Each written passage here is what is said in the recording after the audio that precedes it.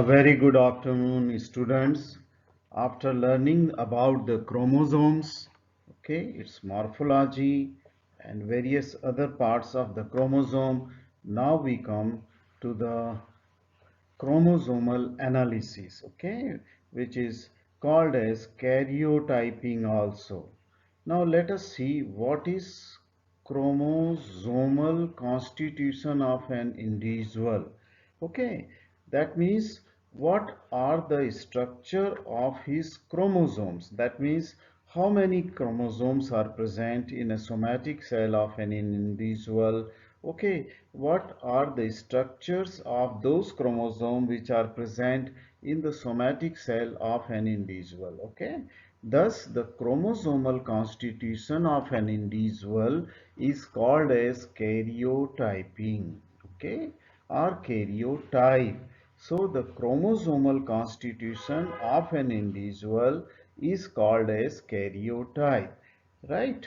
Or this karyotype also used to describe the photograph of an individual. That means this chromosomal constitution, which is called as karyotype, this karyotype is also described or used to describe the individual chromosomes arranged in a standard manner. Okay, so when the chromosomes of an individual or a patient or a person are arranged in a standard manner, okay, according to the classifications, say for example Danvers classification or standard classification, then this arrangement of chromosome is also called as the karyotype.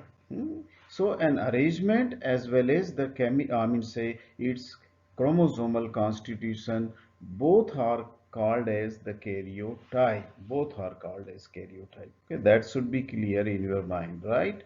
Now sometime we draw a diagram based on the karyotype, or just the I mean to say about the photograph. From the photograph of an individual's chromosome, we draw the diagram, and this diagram is called as ideogram. This diagram is called as the ideograms. Okay. Now, why this karyotype photograph is obtained for an individual? Why we want to know the constitution of the chromosome for a particular individual or for a patient? Okay, for a patient. Now this karyotype helps us, okay, just for numbering the chromosomes. Okay, we number the chromosome right from 1 to 23. Okay, so by for numbering, that means 22 and then the sex chromosome, right? So for numbering the chromosomes and for identification of individual chromosomes, so that is the help of, I mean say, the use of karyotype. Okay, we can number them, we can identify individual chromosome with the help of karyotype. Then this also help us to detect if there is any structural or numerical abnormality in chromosome. Okay, structural or new, that means if there is any defect in the chromosome out of 46, okay, there may be a defect in individual chromosome, okay, or a single chromosome, right? Or there may be number may be less or more. Instead of 46, there may be 23, I mean say there may be 45 or maybe 47 chromosome. Okay, that number may increase or decrease. That has to be detected, because this also leads to the problem. Okay, numerical abnormality or structural abnormality, as we will learn in the next lecture, is also, I mean say, problematic. Okay, problematic. Now with this brief introduction about the karyotype, I go to the chromosome analysis or the process of karyotyping. Okay. Now, the karyotyping or the chromosome analysis is needed by for the purpose of the following disorder, genetic disease. Okay. So this is indicated, that means it becomes important for a doctor or genetist to know what is his chromosomal constitution or what is his karyotype, okay, and then he will order for the chromosomal analysis or for karyotyping, okay, and this is indicated means where it is necessary to know it. Okay, in congenital malformation, if suppose a patient will be brought to you with the congenital malformation, naturally the first question will come to your mind whether this congenital malformation is due to genetic disease, I mean to say due to some defect in his chromosome or her chromosomes, okay, both structural or numerical, right? And then you will order to a lab to do the karyotyping, okay. Second condition where you may order for a karyotyping is mental retardation. You will like to know its karyotype, okay, of a person suffering from mental retardation, just to know what is the cause for this mental retardation. Then, if a lady will come to you who is giving the history of repeated abortion, and then, okay, you will be naturally think of it, the genetics abnormality, okay, and thus you will give an order of a karyotype, or karyotyping, okay, will have to be done, okay, in this patient for the repeated abortion, because we have learned that in the first lecture that, okay, there are the lot of 50% abortion in the first trimester are due to the chromosomal abnormalities, okay, due to chromosomal abnormality. Let us come to the fourth indication where you will order for the karyotype, that is the sex determination. In case if a, I mean to say, if a newborn is brought to you where with the help of the external genitalia you are unable to decide whether the baby is male or female, okay, sometimes genitalia are so ambiguous, okay, you will not be able to decide the, then you will order for the sure determination of the sex, okay.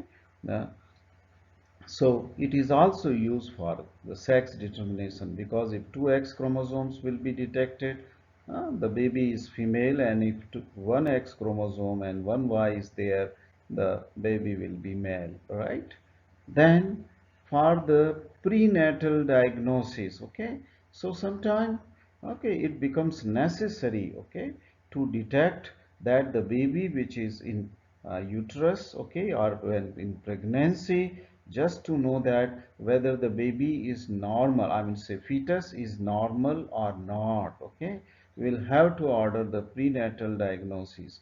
And for that I have told you in the first lecture that a branch which detects the genetic disorder, okay, just to prevent the genetic disorder is the part of the preventive genetics, okay. So it is better not to have the baby, go for abortion if the major genetic disorder is there in baby, I mean say in the fetus, okay, man, and you can suggest for the abortion. So that way you can prevent the genetic disorder. So these are the some of the indications for which you will have to order a karyotype, okay, and the process will be the karyotyping. So I go to the next slide. Let us see the process of karyotyping. Now, karyotyping for the chromosomal analysis, it is the procedure to obtain karyotype. Karyotype, I have defined it. It is the genetic constitution of an individual, okay? To obtain the karyotype of a somatic cell, naturally you will order from a somatic cell. The chromosome present in a somatic cell of the body, you will not order for that of the ovum or a sperm karyotype, okay? So it is the somatic cell where the karyotyping is done, okay? Now, for this procedure, one selects the rapidly dividing cells, okay? Why you select the rapidly dividing cell? Because when the cells are dividing rapidly, they are undergoing the I mean to say, the condensation of the chromatin material to form the chromosome. And as I said in last lecture, chromosomes are only visible during the mitosis or meiosis, okay, in the metaphase stage of the mitosis, where chromatin material uh, condensed, okay, get condensed, and the chromosomes are visible as rod shape structure. Okay, so you need a dividing cell. Okay, so that metaphase is needed. Okay, metaphase of cell division is needed. Hmm. And for this rapidly dividing cell, following cells are used. First, the choice is the lymphocytes. And why the first choice is lymphocyte from the blood? Because you can very easily draw the 5 milliliter of blood from the vein. Okay, so they are easily available. Second choice is fibroblast. Okay, the cells, they also divide very fast. Okay, the fibroblast cells. But then you will have to go to the skin to obtain the fibroblast from the dermis. Okay, from the dermis. Then bone marrow cells. Then bone marrow cells are also the cells which are rapidly dividing cell, because they have to form the bone cells. I mean say the blood cells. Okay, but to obtain the bone marrow is little difficult. Usually from the sternum, that is the breastbone that is in front of the chest bone. Okay, you have to obtain the bone marrow. Okay, then chorionic villi, chorionic villi is the fetal tissue. And if you are going to do the karyotyping on the fetal tissue, then you have to obtain only the chorionic villi or amniotic fluid cell. In the lecture, last lecture, I mean say in the first lecture probably, I said you that amniotic fluid contained the cells from the fetal skin, so you can do the karyotyping of the fetus. Okay, so the genetic constitution or the karyotype of the fetus can thus be obtained. Okay, thus be obtained from chorionic villi or amniotic fluid. But the best choice in case of if you want to do the karyotype for an adult individual, okay, or a child, then the lymphocyte is the best choice. Okay, because easily obtained and they are very rapidly dividing cells. Now you obtain 5 milliliter of venous blood. Okay, so because this venous blood will contain lymphocyte, lot of, so lymphocyte are then separated from red cells, because all type of cells are present in the blood. Okay, you have to separate the white blood from that, I mean say white blood cell from that of the red blood cell. So the lymphocytes are separated from the red cell by centrifuge. Uh, Centrifuge. Okay. Now, next procedure is, then the lymphocytes are cultured. Once you have separated the lymphocyte, they are cultured in a vial. Okay, okay, small bottle, that is called as vial. So in a small bottle, you culture this lymphocyte in culture media.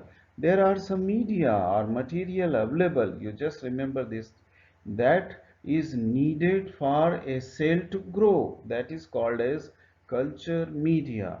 And in this culture media, you just put the lymphocyte which you separate after centrifugation, then put the cough serum, fetal cough serum, and this cough serum is obtained from the fetal cough. The serum is obtained, and which is having the high nutrition value. Why high nutrition value fetal cough serum is added to this culture media? Because then those cells, lymphocyte, which are rapidly dividing, they need the nutrition. Okay, they need the, so it will provide the nutrition. Then in this culture media or the vial of culture media, you will have also to add the phytohemagglutinin, phytohemagglutinin. And this phytohemagglutinin is a chemical, okay, obtained from vegetable. It stimulate the cell division. Okay, its purpose is to stimulate the mitosis, and cell division in lymphocytes. So lymphocyte will start dividing very fast, right, after the addition of the phytohemagglutinin. And then in this cultural culture vial, you have to add antibiotic, some drug, okay, which will prevent the growth of bacteria in this. Otherwise, this bacteria will destroy the, I mean, say, infect the lymphocytes, okay, and then the whole thing will be failure. I am moving to the next slide for further procedure of karyotyping. Now this culture vial is put into an incubator at 37 degrees Celsius, okay, for 3 days. That means 72 hours. It is put for 3 days, because we want to allow this lymphocyte to multiply fast, okay, multiply, and almost all lymphocytes should multiply, okay. So they are kept for 3 days. Now to this, after 72 hours, colchicine is added to the culture vial, and colchicine is again a chemical which prevents the formation of the spindle, because in the mitosis, I mean say during mitosis, in the metaphase, the spindles, they get attached to the centromere and they pull the chromosome. Half of the chromosomes, they will go to one pole and another half to the other pole, okay, during the cell division, okay. But this colchicine will prevent the formation of a spindle. And what are these spindle? They are nothing but the protein, okay. Probably tubulin, I don't remember now, okay. And because of their contraction, the chromosomes are pulled to the opposite pole of the dividing cell, okay. So this will lead to arrest of formation of a spindle, so the chromosome will not move to the opposite pole of a dividing cell. And by this time, remember that the nuclear membrane has already disappeared. In a cell division, nuclear membrane disappears, okay, and then they are pulled to the opposite pole, okay. So there is no nuclear membrane. It means your chromosomes are where? They are floating in cytoplasm, okay. They are floating within the cell in cytoplasm, okay. So cell, the all chromosomes are now floating. They are, that means all 46 chromosome in a lymphocyte cell, they are floating. Now these lymphocyte cells are treated with hypotonic saline. Hypotonic saline for chromosome to separate from each other, okay. Why hypotonic? Because when you put these cells into hypotonic saline, this will go inside the uh, lymphocyte cell, okay, and the lymphocyte cell will swell up. So lot of the hypotonic saline will fill in the cells, lymphocyte, and this will help the chromosome, which are 46 chromosome are there. Otherwise they will be just very close to each other, but because of the lot of fluid has gone inside, they have swollen, so that the chromosomes, they will be separated and floating in this solution, okay, within the cell membrane of the lymphocyte, okay, within the cytoplasm. Now then fixative is added, and fixative is glacial acetic acid and methanol, which will fix the lymphocyte cell, okay. Now cells are dropped on chill slide. Then from the freeze you take the glass slide which are chilled, okay, and then you drop this solution where the lymphocyte in hypotonic saline lymphocytes are there, and then you drop with a dropper, okay. Just take a slide here like this, and your dropper should be at a higher level. Just look at me, okay, and then drop. Just put a drop. You just put a drop with the dropper, and when the drop of this solution which contained the lymphocyte, okay, in hypotonic solution, will come and just touch to the glass slide, then this will be the impact of force from just falling from a height will be such that the cell membrane of lymphocyte will rupture, okay. So that's why it is dropped from a height, okay. So cell membrane of the lymphocyte will rupture. And why we want the cell membrane to rupture? And just remember that it will, the drop of a solution will not contain one cell, it may contain many cells. So in an area of the slide, many cells will drop, and then they will rupture, and whatsoever chromosomes were present within the cell, they will also spread upon glass slide. And why you want to have a chilled slide? Because chilled slide will just act as the it will help to fix the chromosome at one place. Okay, if it would have been a warm slide, then the chromosome could, I mean, say in the solution could spread, but because of chill, it will just it will act as a I mean to say, what shall I say, fixative, I mean to say gum-like, okay, gum-like structure. So it will just stick to the slide, okay, stick to the slide. Then the slides are stand with a basic stand, because we want to stand the chromosome which contain the DNA, deoxyribonucleic acid, okay. So DNA is an acid, and we have to stand it with the basic dye which is hematoxylin, so that the chromosome will take the blue color, okay, of hematoxylin it will take, or any other basic dye can be used, okay. Then this slide is photographed, micro photographed with the camera attached on the eyepiece, okay. You photograph at various places within the slide, and in this way not only one slide is prepared, many slides are prepared, okay, because the procedure is difficult to get all 46 chromosome separated from each other in one field, okay, it is real difficult. So we'll have to find this area where 46 chromosomes are really separated and nicely lying uh, on a slide. So in this way, there may be many cells which may show the clumping of the chromosome, okay, which are not suitable for photograph, but only those photographs, I mean, say, are taken where the chromosomes are very well separated. Then after photograph, take a print of this on a paper, photographic paper, and then with the scissor you cut these individual chromosomes, okay, individual chromosome, and arrange these photographs, I mean to say cut photographs of this individual chromosome in descending sequence. It is a very difficult procedure, okay, only an experienced person can do it, okay, not everybody can do it, okay. So I am moving to the next slide. Now this is just a karyotyping flow chart where I have already described all this procedure which is given here, okay, and this is just for the revision. So this is, I am moving to the next slide.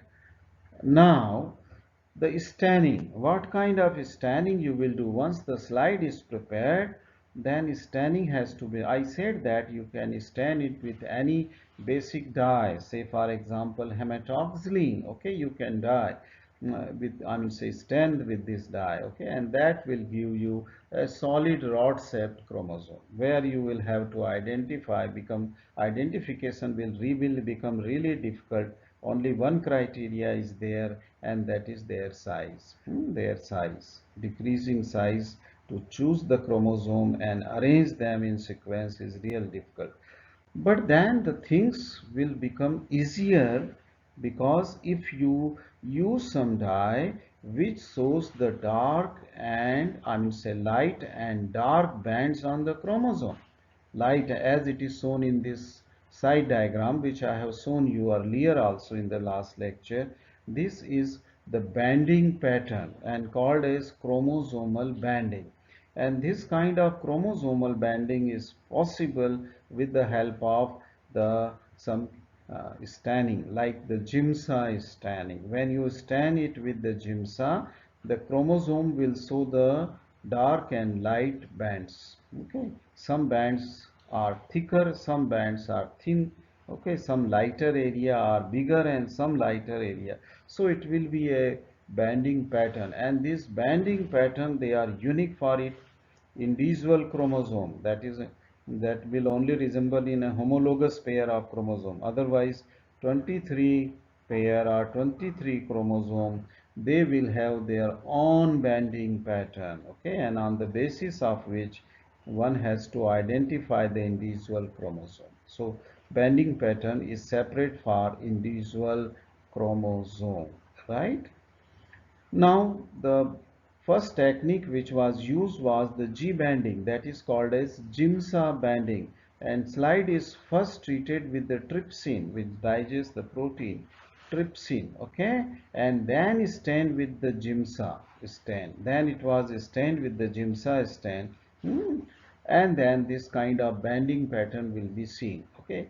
So then other banding they were just invented, and Q banding, okay. In the Q banding, okay, this become necessary to observe the slide under the fluorescent microscope, because this banding you just stain it with a fluorescent dye, okay, quinquerine fluorescent dye, and then banding pattern are not seen by ordinary microscope, light microscope I mean to say, and but that of the fluorescent microscope.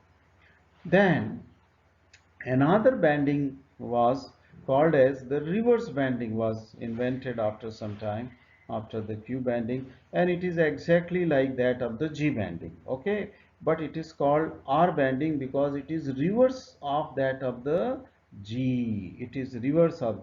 Here what is done, first the slide is heated. In the G banding it was not heated, okay.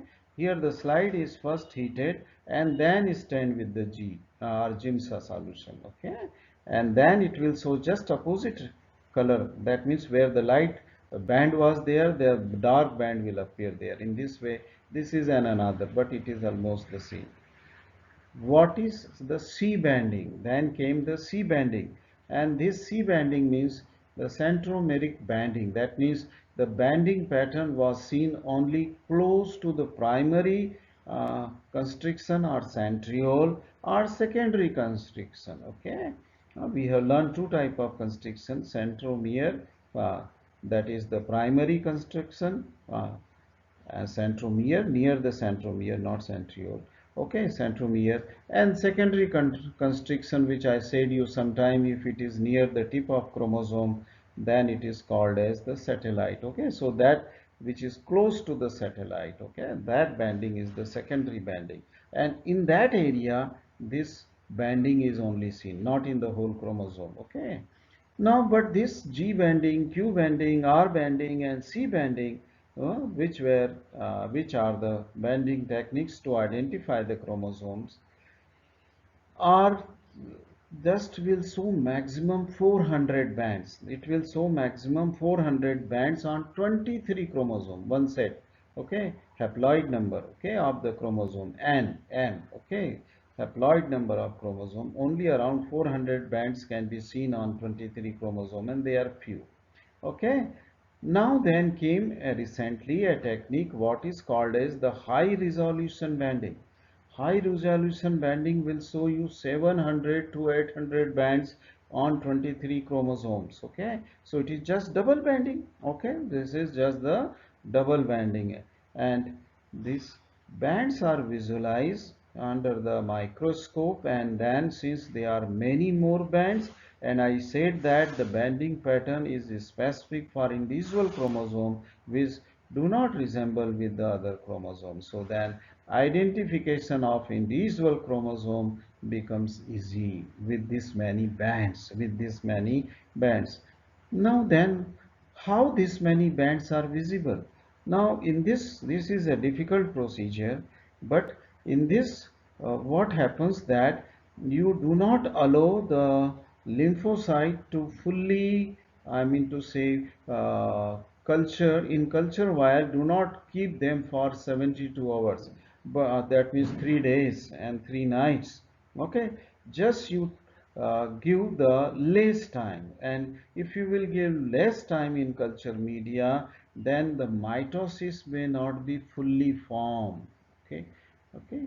I mean say metaphasic stage of the mitosis cell division, the chromosome will not be fully condensed. What I mean to say, chromosome will be as it becomes fully condensed in metaphase. So it is a pre-metaphase. You want to stand the chromosome in the pre-metaphase phase, not in the metaphase, okay, stage of the cell division. And in pre-metaphase, the condensation of the DNA strand is not as much as it is in fully formed metaphase stage, okay. So because of that less condensation of the chromosome, many more bands will be seen, many more, and that is the basis of the high resolution banding. Okay, it is high. So now this banding is available. Let us go to the next technique. Now this is just I have put a diagram of karyotype of female. Okay, why it is female? Because here XY chromosomes are seen. Okay, and then group I have already described this standard. This is as per standard or Danvers classification. You obtain that by cutting them and arranging them as per their descending height of the chromosome. Now, then very recently, not very recently, since last 25 years, we are having another special technique called as the FISH technique. And I told you FISH means fluorescence in situ hybridization. Okay. And now this is a very special technique. Okay, but it is a quick technique also. Not it takes a lot of time.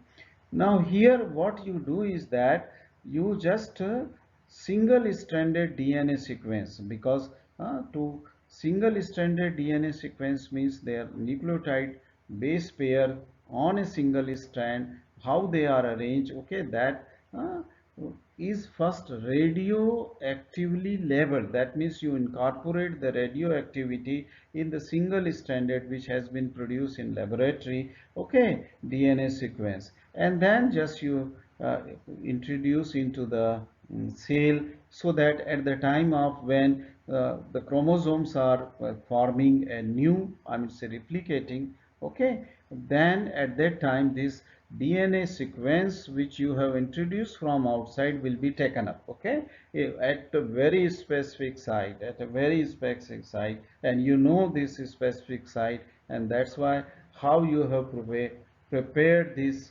single-stranded DNA sequence, single-stranded DNA sequence.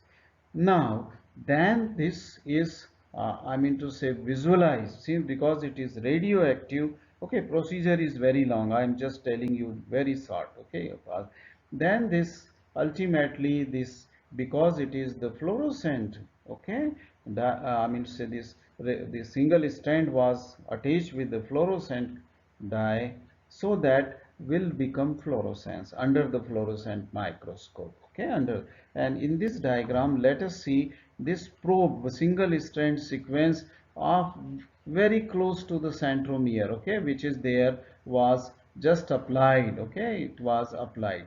Hmm and this was of the X chromosome, that is of the sex chromosome X. Okay, and in female how many X chromosome are there? There are the two X chromosomes are there in female. So this is one cell, this is another cell, there are 5 or 6 cells are seen here. Okay, and in this cell, at the site of the uh, primary constriction, okay, uh, centromere, this single strand will go and will get attached to its complementary strand. Okay, and then this, because of fluorescence, you can visualize this X chromosome. Okay, so this is called as, this is in the interphase cell you are visualizing. Okay, in interphase cell.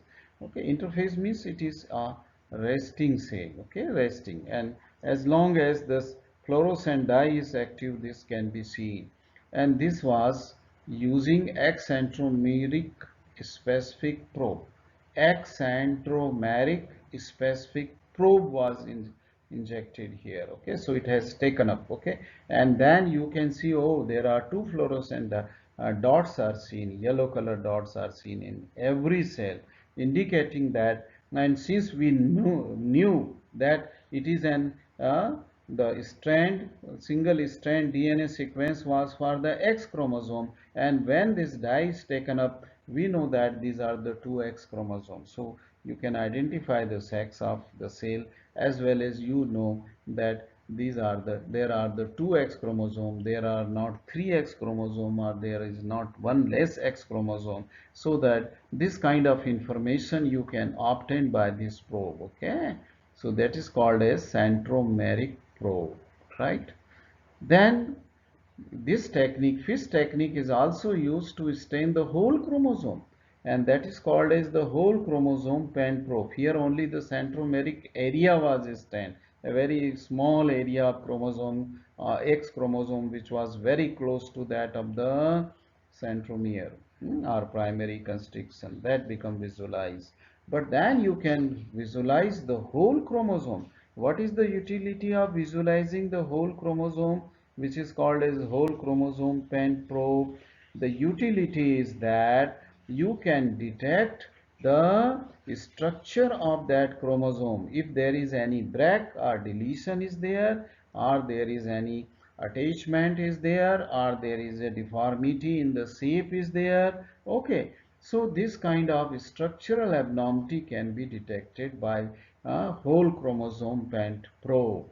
Then there came a multicolor sky. That means multicolor chromosomes. Here the whole set of the chromosome, that is all 46 chromosome, they are stand. Okay, and it is called as spectral karyotyping. Okay, with under the FIS. Okay, FIS, because every chromosome is fluorescence here. Okay, and different colors. It takes. Let me show you the diagram. Different colors. See here. This is the multicolor sky. Okay, spectral karyotype. Sky means spectral karyotype, where the homologous pair chromosome, they take the same stand. See this the homologous pair, so they are 46 and homologous. See here there are two X chromosome, and you have identified here because of their color, because both are having the same color, though one is not showing the same height because it is bent, it has bent at the centromere. Okay, now this is a spectral karyotype, and this technique comes around 25 years back, and when I saw it for the first time on this YouTube, probably what was there, that means on the internet I saw, I think probably I was just fascinated. Then this soon it become viral, this photograph become very viral. Okay, and then when I was writing this book in 2002, probably in 2003, I wrote a letter to the director of Human Genome Research Project in the Washington, I mean, not Washington, Bethesda, okay, Maryland, which is close to the Washington. To the director, I wrote a letter that I want to use this photograph in my book, and that was an application. I sent it, and I got my application back, okay, the same, and it was just one word written on that application, permitted. Okay, it was just single word on my application itself was written. Okay, so these are the techniques of karyotyping. Thank you.